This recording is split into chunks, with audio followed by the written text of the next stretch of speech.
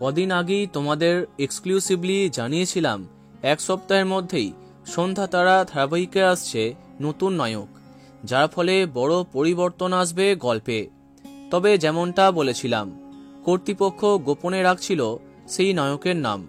অবশেষে সবটা সামনে এলো।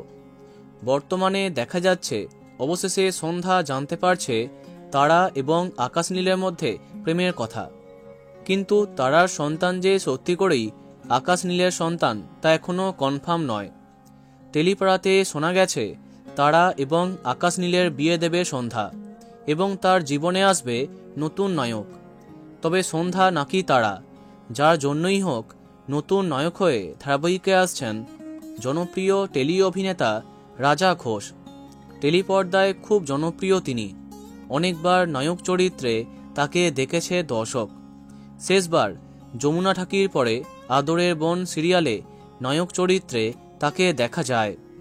এবার অনেক দিন বাদে সন্ধ্যা তারা ধারাবাহিকের মাধ্যমে স্টার জলসার পর্দায় কামব্যাক করলেন রাজা ঘোষ। খুব শীঘ্রই সন্ধ্যা তারাতে প্রবেশ করছে এই নতুন নায়ক। দেখা যাক কেমন হয় তার চরিত্র। সন্ধ্যা নাকি তারা, কার বিপরীতে তাকে দেখা যায়। তো বন্ধুরা, কে কে এক্সাইটেড কমেন্টে জানাতে পারো। ভিডিওটি লাইক এবং শেয়ার করো। এই রকম অনেক ভিডিও পেতে সাবস্ক্রাইব করো কারেন্ট পজ। ধন্যবাদ।